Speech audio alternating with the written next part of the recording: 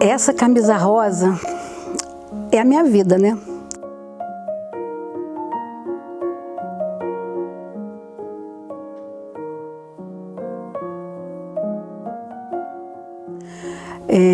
Minha vida vai até os meus 44 anos e pós 44 anos, porque eu fui diagnosticada aos 44 anos. E eu posso dizer que eu nasci de novo, né? E nascer com essa camisa, eu venci, com essa camisa rosa e com esse escudo, é muito especial, né? Eu fui diagnosticada com câncer de mama e quando eu recebi o resultado, eu percebi que eu não poderia de forma nenhuma estar ao lado ou atrás do câncer. Eu deveria estar à frente e muito à frente. Eu até às vezes eu estou vendo jogos e estou vendo um dos meninos correndo, eu falo assim, caramba, eles correm como eu corria quando estava com câncer. Corria muito para o câncer não me alcançar, né?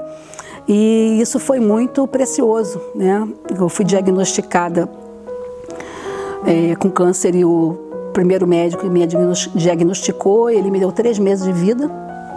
Isso foi em 2010, nós já estamos em 2021. Então eu acho que ele errou, graças a Deus que ele errou, né? Ainda bem que ele errou, né?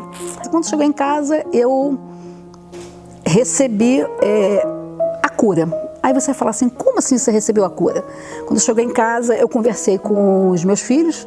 O meu filho Gustavo tinha 12 anos, tricolor de coração, de nascença, tricolor de coração.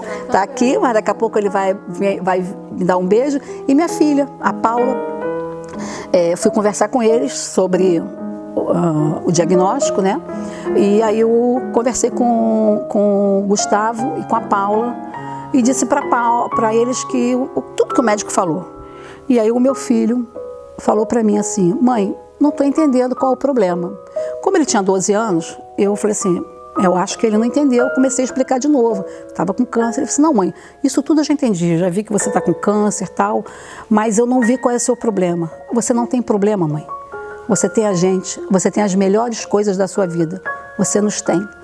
Então, naquele momento que uma criança de 12 anos te diz que ele consegue compreender que você está com câncer, mas que você não tem problema, que eu tenho tudo, e realmente eu tenho tudo, que são eles dois, eu senti que ali eu não poderia ficar do lado, nem atrás, eu tinha que ficar na frente. Então, naquele momento, eu falei assim, opa. Então, eu mudei minha estrutura de vida, fui trabalhar no dia seguinte. Quando eu cheguei para trabalhar, eu sou professora universitária, né? Eu não vou falar o nome das universidades, mas beijo para todos eles, todos os meus alunos que me amam, os que não amam também, que é mentira, todos me amam.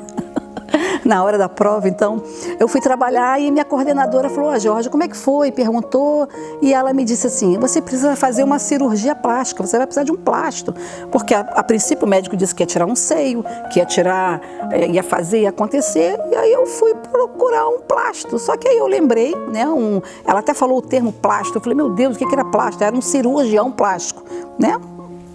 Aí eu lembrei que o meu concunhado era cirurgião plástico, liguei e tal. Ele falou, para tudo, procura o médico X. Posso falar o nome dele? Pode. Procura Rodrigo Souto, doutor Rodrigo Souto. Na mesma hora, eu liguei para o consultório e aí ele marcou a consulta para o dia seguinte. Isso tudo foi segunda, terça e quarta. Para quarta-feira. Ok, sem problema nenhum. Fui para a faculdade, lecionei, joguei aberto com os meus alunos, falei para eles que estava com câncer e tal.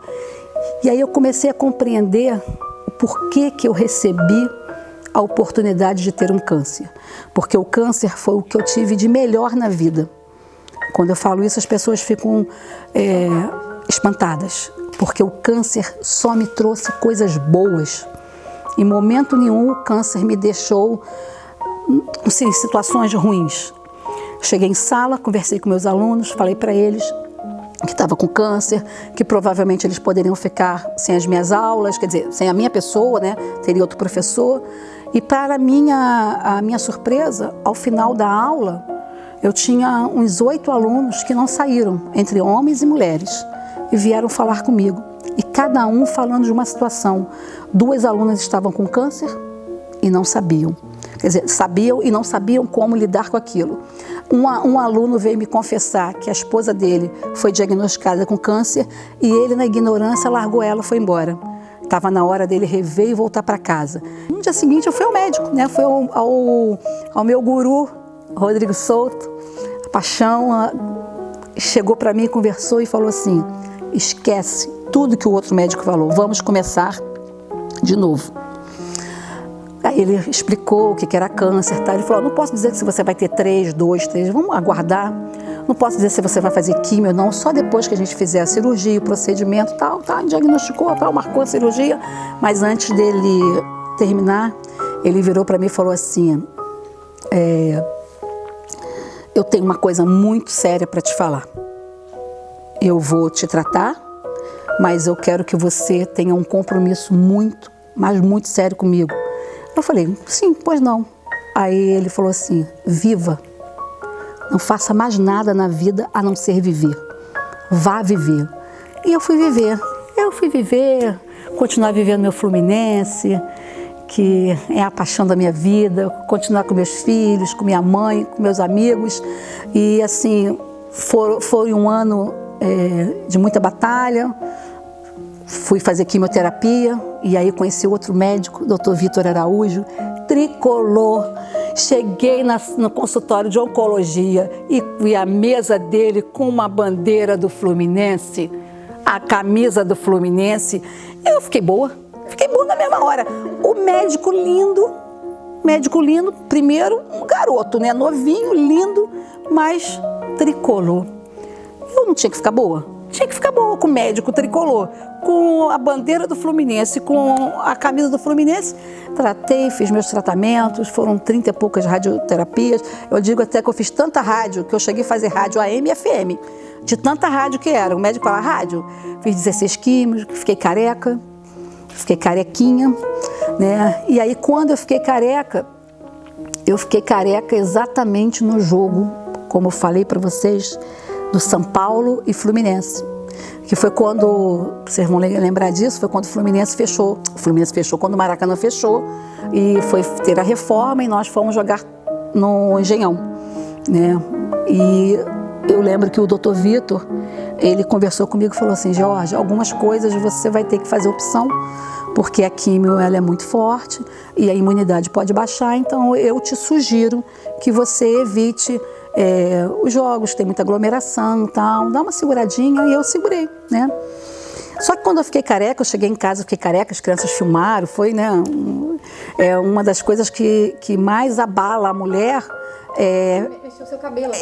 A autoestima, a beleza, e foi algo que não me impressionou, não me deixou com problema nenhum de ficar careca. Mas quando eu cheguei em casa, eu lembrei que em 2009, no jogo contra o Coritiba, vocês lembram daquele jogo, né? Não tem como não lembrar, né? Eu estava com meu filho, né? Meu companheiro de tricolor, e falei: se nós passarmos por isso e ano que vem nós formos campeões, eu vou finalizar o ano careca. E aí, quando eu cheguei em casa do jogo, tomei banho, aquele cabelo todo foi caindo no banho, ele caiu todo no banho, ficou carequinha, todo no banho. Eu falei: meu Deus, que força essa palavra. Não sei se seremos campeões, mas estamos no caminho, porque nós estávamos indo bem no campeonato. E eu fui fazer um tratamento, não fui mais a jogos, só assistia em casa. E aí, quando chegou no final do ano, só faltava um jogo contra o Guarani. E aí eu conversei com o Vitor e perguntei: Vitor, posso? Ele falou: deve. Posso? Não, deve ir ao jogo. E eu fui ao jogo. Quando eu cheguei no jogo, eu estava careca. E assim, alguns amigos, né, que frequentavam ali muito próximo, estavam careca também, ficaram carecas para poder serem solidários, né, participarem junto comigo, e nós fomos campeões. Mas eu tive coisas assim fantásticas, maravilhosas. Chegar numa turma, numa formatura de uma turma, ser a paraninfa, e na hora de receberem o capelo, eles levantarem e a turma toda careca.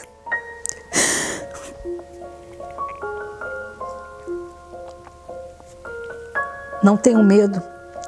Cuidem-se, falem, se toquem.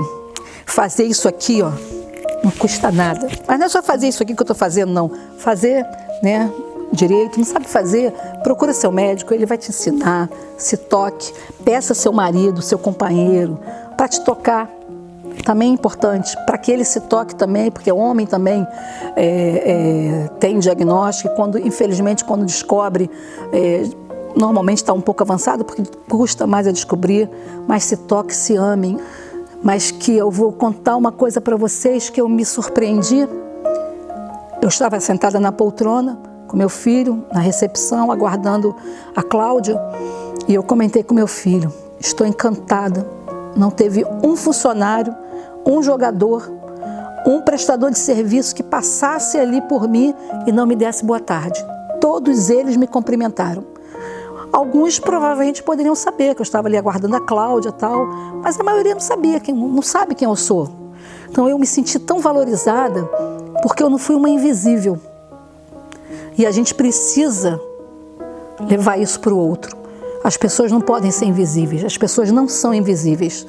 Quem trata um câncer de mama, quem trata qualquer doença, quem passa por momentos difíceis, quem está vitorioso, não é invisível, não pode ser invisível. Se amem, se cuidem. Obrigada, Fluminense, por me proporcionar essa oportunidade, não só de vir aqui, de conhecer esse espaço, mas de dizer para o outro, se cuide, se amem.